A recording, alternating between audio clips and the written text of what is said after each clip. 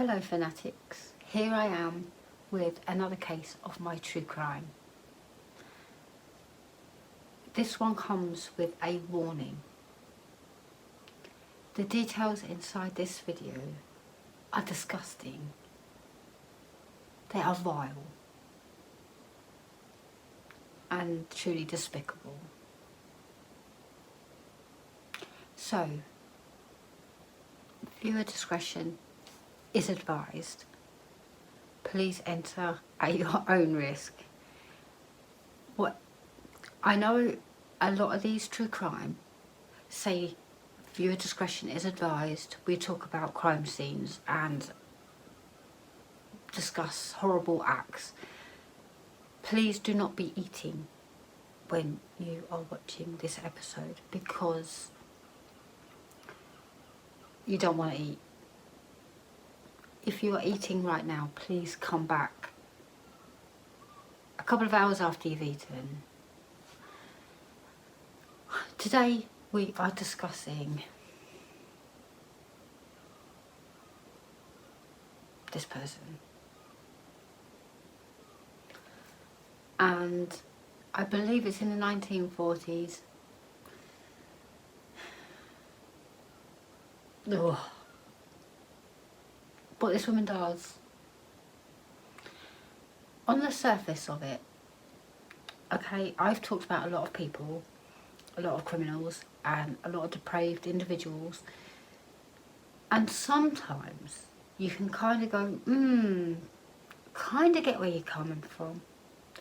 Now, in her little head, she believed that keeping her son safe would require human sacrifices.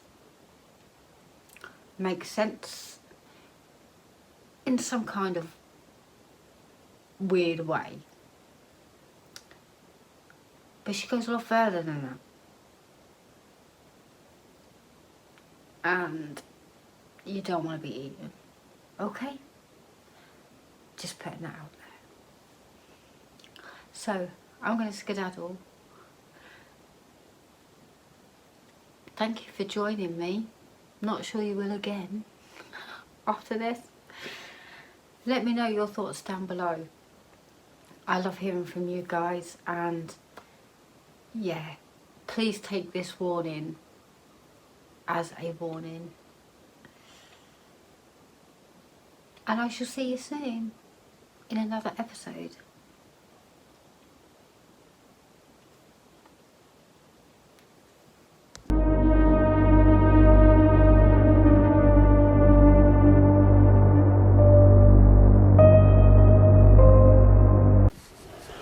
Leonarda was born in Montella, Avellino. While still young, she attempted suicide twice. In 1917, Leonarda married a registry office clerk, Raphael. Her mother did not approve of the marriage, as she had planned to marry her to another man. Leonarda claimed that on this occasion her mother cursed them. In 1921, the couple moved to the native town of Patanza, where Leonarda was sentenced and imprisoned for fraud in 1927. When released, the couple moved to Avellino after their home was destroyed by the 1930 earthquake. They moved once more to, I'm not very good at pronouncing English, let alone Italian, but let's just go with it, okay? To Coriago, where she opened up a small shop. She was very popular and well respected within her neighbourhood. Leonarda had 17 pregnancies during her marriage, but lost 3 of the children to miscarriage. 10 more died in their youth. Consequently, she was heavily protective of the 4 surviving children. Her fears were fueled by a warning she had received some time earlier from a fortune teller, who said that she would marry and have children, but that all of the children would die young. Reportedly, Leonarda also visited a Romani who practiced palm reading and told her, quote, "In your right hand I see prison, in your left a criminal asylum." In 1939, Leonarda learned that her eldest son and favourite child, Giuseppe, was going to join the Italian army in preparation for the World War II. She was determined to protect him at all costs and came to the conclusion that his safety required human sacrifices. She found her victims in 3 middle-aged women, all neighbours. The first of her victims was Faustina Setti. She was a lifelong spinster who had come to her for help in finding a husband. Leonarda told her of a suitable partner in Pola, but asked her to tell no one of the news. She also persuaded Setti to write letters and postcards to relatives and friends. They were to be mailed when she reached Pola, to tell them that everything was fine. Preparing for her departure, Setti came to visit Leonarda one last time. Leonarda killed her with an axe and dragged her body into a closet. There she cut it into 9 parts, gathering the blood into a basin. Leonarda described what happened next in her official statement.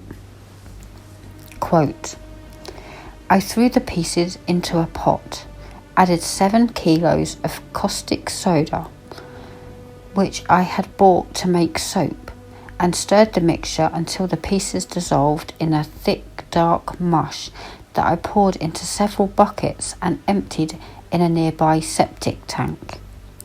As for the blood in the basin, I waited until it had coagulated, dried it in the oven, ground it, and mixed it with flour, sugar, chocolate, milk and eggs, as well as a bit of margarine.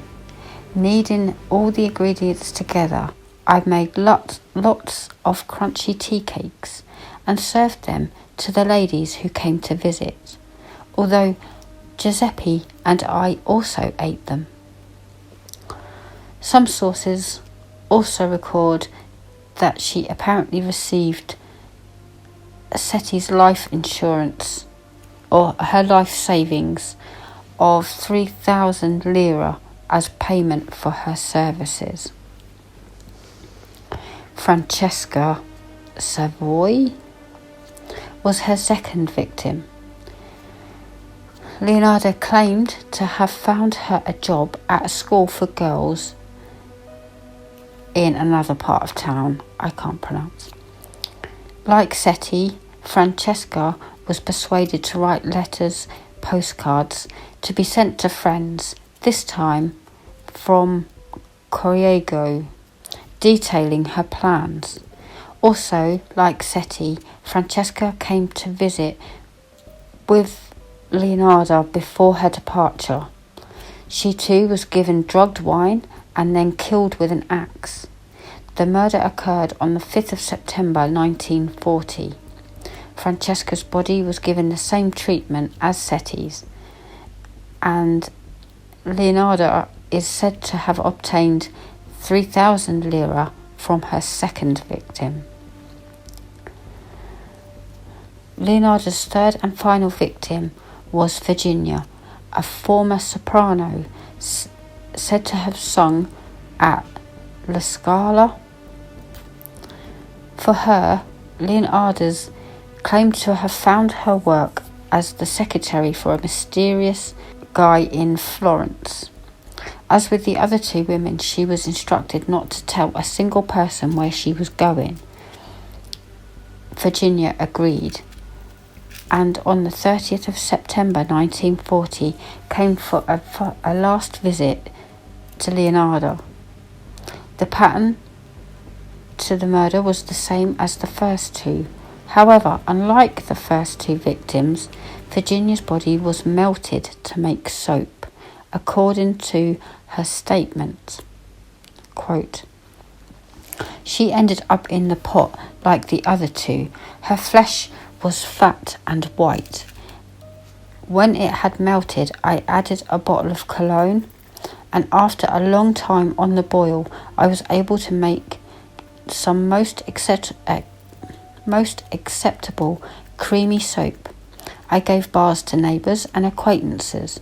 The cakes too were better. That woman was really sweet." From Virginia, she claimed to have received 50,000 lira, assorted jewels and public bonds. She even sold all the victims' clothing and shoes. Virginia's sister grew suspicious of her sudden disappearance and had last seen her entering Leonarda's house. She reported her fears to the superintendent of police, who opened an investigation and soon arrested Leonarda. She did not confess to the murders until they believed her son Giuseppe was involved in the crime. She confessed to the murders, providing detailed accounts of what she had done to save her son from any blame. She was tried for the murder in 1946. She remained unrepentant, going so far as to correct the official account while on the stand. At her trial last week, Leonarda gripped the witness stand rail with oddly delicate hands and calmly set the prosecutor right on certain details. Her deep-set dark eyes gleamed with a wild inner pride as she concluded, quote, "I gave the copper ladle which I used to skim the fat off the kettles to my country, which was so badly in need of metal during the last days of the war." She was found guilty of her crimes and sentenced to 30 years in prison and 3 years in a criminal asylum. Leonarda died. She died of it's known as a hemorrhage. She had a cerebral bleed, which nowadays is kind of a stroke. It is one kind of bleeding within the skull and is one kind of stroke. In the Women's Criminal Asylum on the 15th of October in 1970. A number of artefacts from the case, including the pot in which the victims were boiled, are on display at the Criminological Museum in Rome. A darkly comic play about Leonarda, Love and Magic in Mama's Kitchen, was first produced by Lena Wortmiller at a festival in 1979. The play began to run on Broadway in 1983. How awful. And I mean, she doesn't look like a very nice person. This is her mugshot when she was arrested, and I mean, she's a bit scary. And it's hard to, she died at the age of 77. But it's hard to believe that a woman can do these horrific acts. So she is better known as the soap maker. I mean, thank you for joining me. It might be a while before you grab a snack or some food, and I do apologise, but I did think that this woman deserved a mention.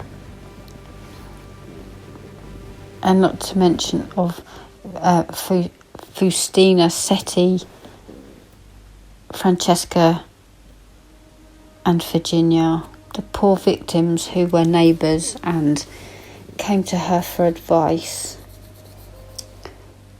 And she was sacrificing them to keep her son safe.